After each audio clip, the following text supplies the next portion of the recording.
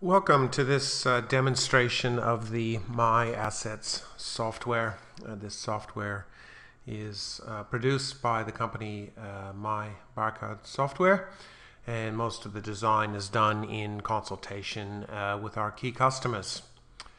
So the My Asset software, like its name, manages the assets within your organization. Now, most commonly that's going to be high value assets, your computer, copying machines, furniture, that sort of thing. But we also find that customers like to manage things like, say, the keys within their organization, or say the books and publications within their corporate library. It really comes down to wanting to manage assets that are valuable to you within your organization.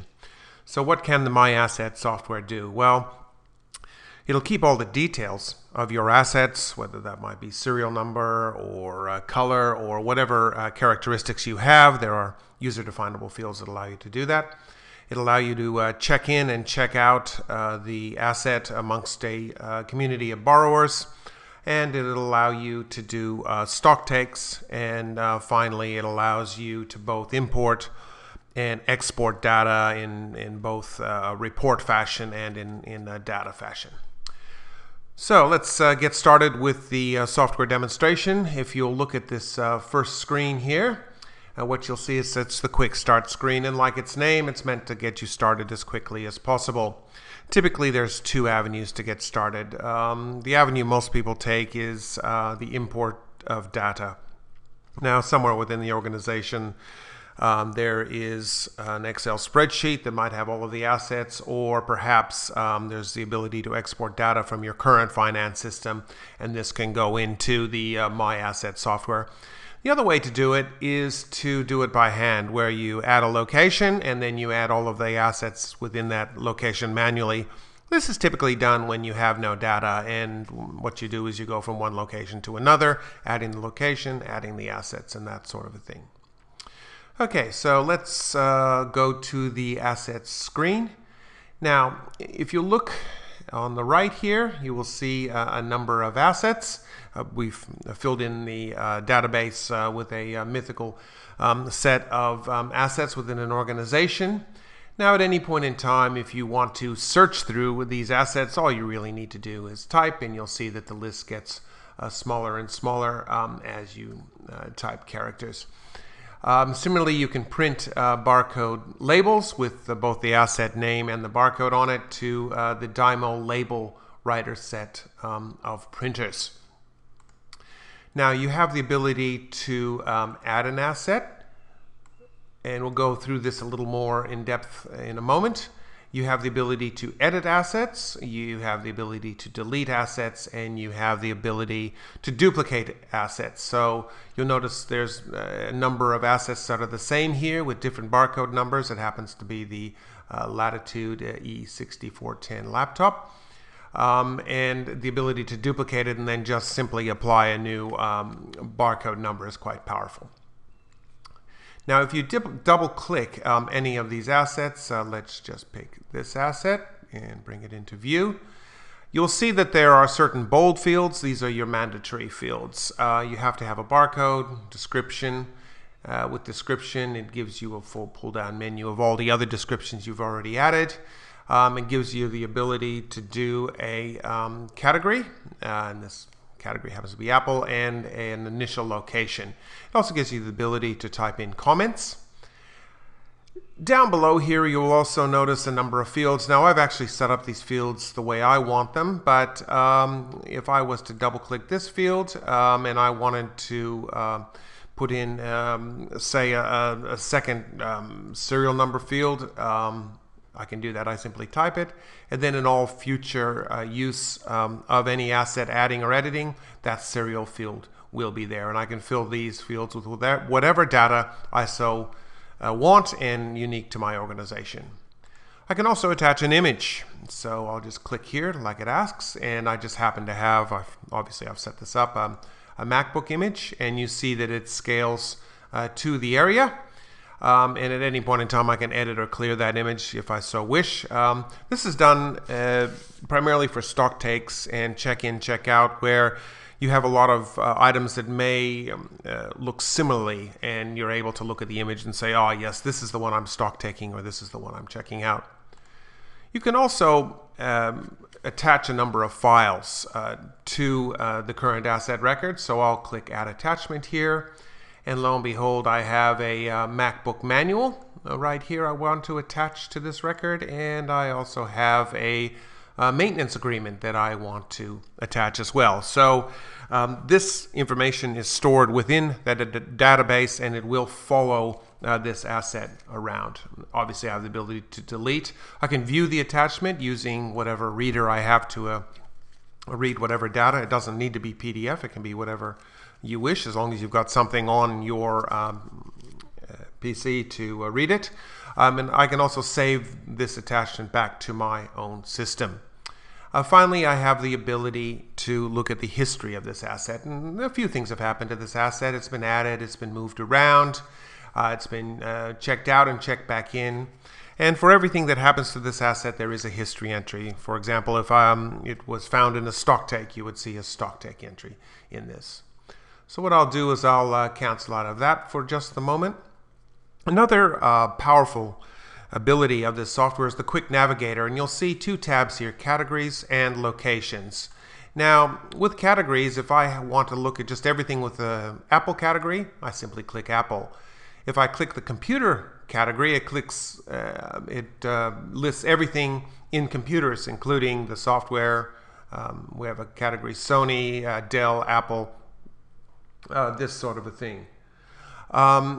Now, the one nice thing too about the categories is if I wish to change the category of an item, all I need to do is drag and drop it to a new category. I won't do that. It's in the correct category at the moment, and it'll change categories. Similarly with location, I can click around, and in this case I actually will move one because I happen to know this Access product actually belongs in Southern Region Sales, and you will see now it's changed from Sales to Southern Region Sales. This one I'll move to Northern Region.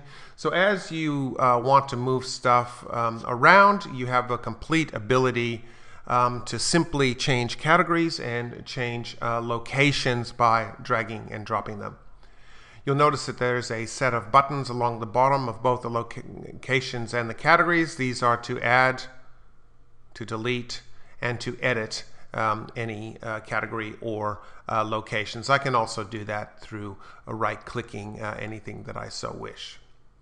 Okay, so let's keep moving, and we'll go to our next tab, the Stock Take tab.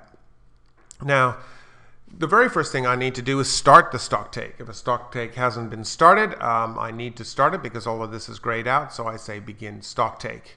It asks me if I want to delete the data from my last stock take. If I say no, it will simply add that data to my previous stock take. Obviously, care needs to be taken here. So I wish to view stock in the location with this button.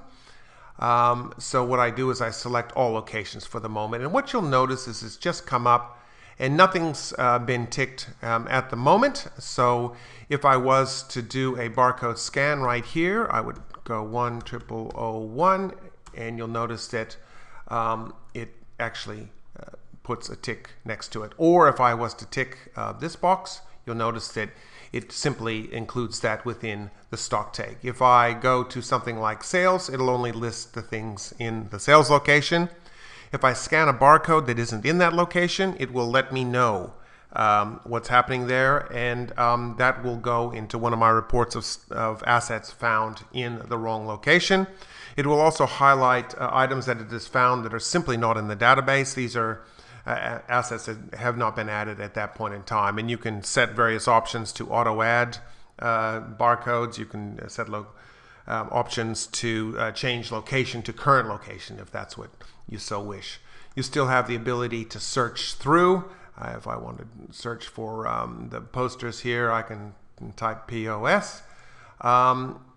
basically, this is the stock take option when what you want to do is to scan barcodes directly into this screen. Now, you also have the ability to use what's called a portable barcode scanner. And what this is they typically look like small mobile phones, or they can look like small pistol devices. Essentially what you're doing is you're just walking around and scanning locations and barcodes. And then those all get saved and then downloaded in a file to this system. So what I'll do is I'll go get one of those files. There it is, called StockTake2. And you'll notice that there's 2 errors in the input file. The reason it says that there's 2 errors there is because the data hasn't yet gone into the system. That doesn't happen until I process this file. So you'll see that there's a command that I can use. You can print out this command and scan it while you're walking around to say set location. I've set the location to administration. First barcode I've scanned it's happy with. The second barcode I've scanned it's happy with. However, the third barcode I've scanned, it didn't find it in this location. It actually belongs in another location. I've then set a location to kitchen.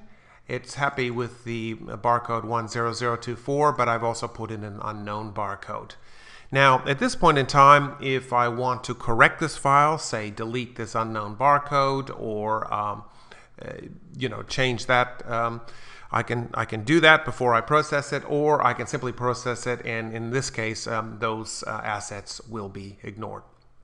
So that's the basic StockTake ability. Now, because a StockTake runs for several days in many organizations, you can open and close the software, and that StockTake will remain started. It does not complete until such time that you click Complete StockTake. And at that point in time, all of your data is available, and you can read all of the reports.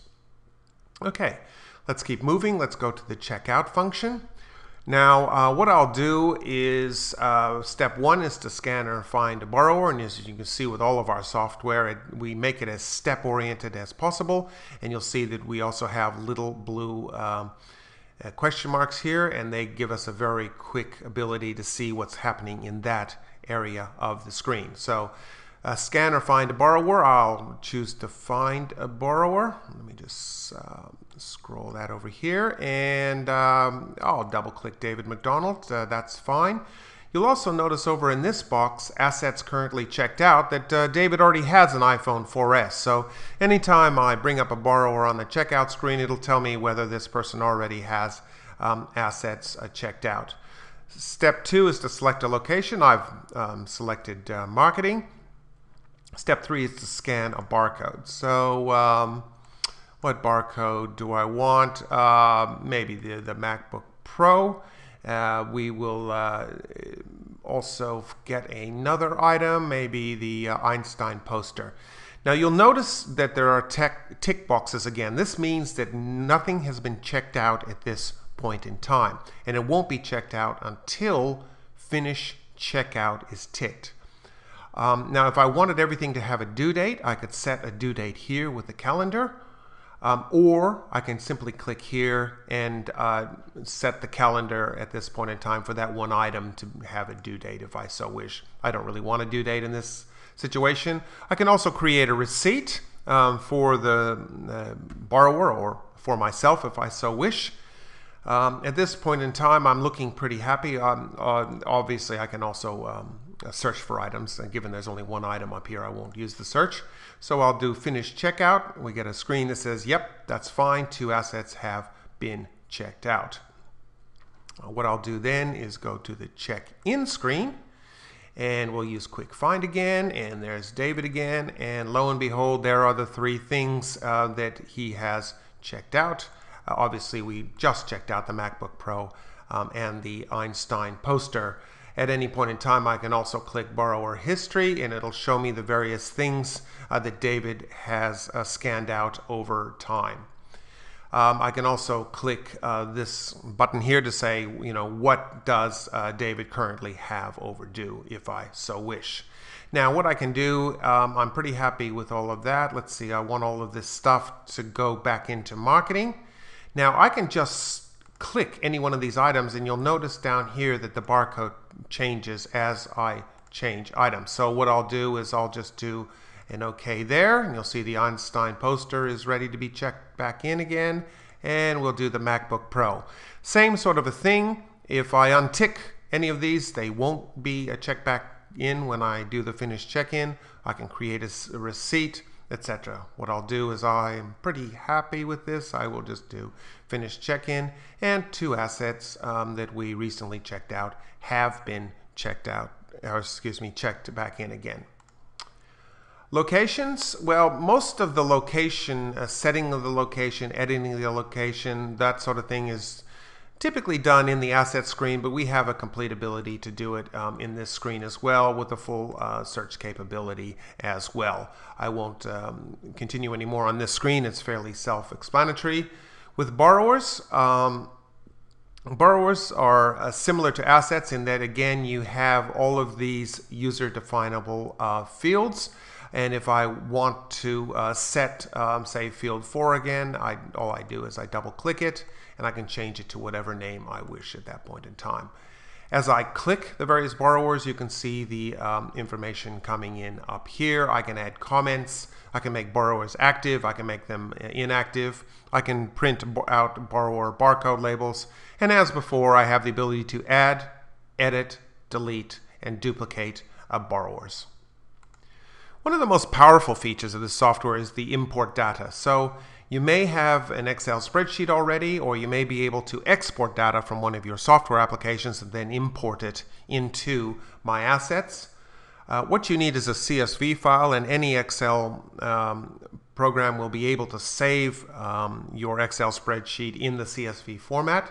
What I'll do is I'll get a file. There's one, assets.csv, and it shows me exactly what's in that file. So column 1 is barcode, column 2 is description, category, comments, etc. Now I've set it up that way. The reason I've set it up that way is because the software is clever enough when I select Assets Import to try to find the field barcode and the field description and the field category, etc. And you'll notice that it's found those fields, and of all of the columns that I'm able to assign, it has assigned those. And I can select as many or as few fields that I want to import into the database. However, I must select barcode, description, location, and category because they are bold. Now, I haven't selected a cost code because there isn't one in my file. So if I'm happy with that, I simply select import. Now, there's a number of errors because I've already imported this file, and it's stopping me from doing that. And if I was to look at that file, it would show me all of my import errors. I'll just say no, I don't want to see it at this point in time. Export data is again a very powerful capability. I can export it into the CSV. This is the comma separated text file, or I can export it into Excel format. Now, clearly you have to have Excel on your system if you wish to do that. I have a number of exports that I can use. I can export asset details, borrower details, location details, history details, or what's currently checked out by all users on the system. What I'll do at this point in time is I'll select asset details. It automatically fills in all of the fields that I've got and shows me a sample of what my export will look like. I can tick this box so that the first line of my export file has all of the column headings, or it may not if I untick it. I can select history, and with history I also have the ability to set various dates. I only want to see history between October and November of 2011, or I only want to see the history of a select borrower. When I'm happy with all of my fields, I've ticked various fields and unticked other fields. All I need to do is click export, and that data will go to either the CSV or export file format. Another powerful capability is the reports. Now there's roughly 24 reports at this point in time. So if I wanted to see, say, the assets sorted by location, I simply click that, and these are the various assets. And you can see there's the location, and there is what is in that current location, or if a borrower has it, it'll tell you it's in that borrower. And I can scroll through that, I can print it, I can refresh it, that sort of thing. And there's a number of reports to do with stocktake, borrowers, what's happening, checked out by due date, what's due today, what's overdue, asset history reports by borrower, by date, checkout history, check-in history. You get the general picture. Okay. The final screen is administration. Now, administration, you have a number of options. I'll go with this one last because I'll explain just in a moment. The global options. Do you want to allow the check-in of assets not checked out by a borrower? Do you want to automatically add unknown barcodes? This is typically done in imports. Do you want to automatically add unknown locations? So all of these options are available to help make the software a lot easier to use. You can also turn on and off the help tips. You can actually see a help tip underneath, so it'll turn that off.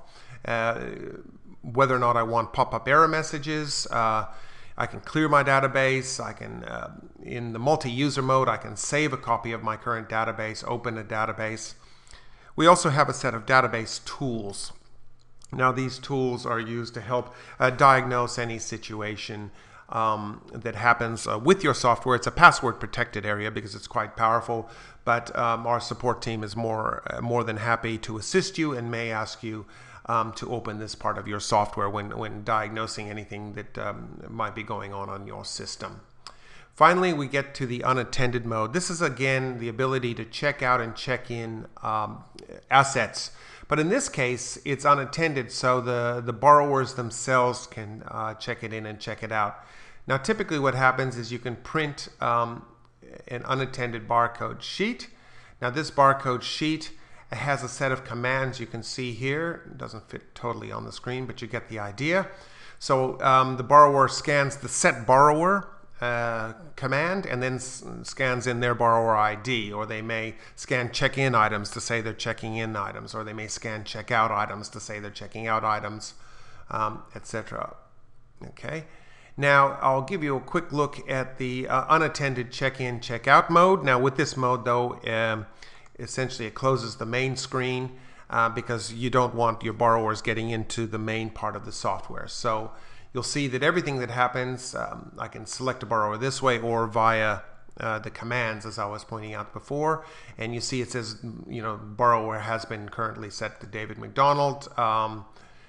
In marketing, he wants to check assets out, etc. So everything that happens here is logged, and users themselves can check items in and out as they so wish. And at the next day, when the administrator comes, they can actually print the log to see what's happened, because users inevitably make mistakes.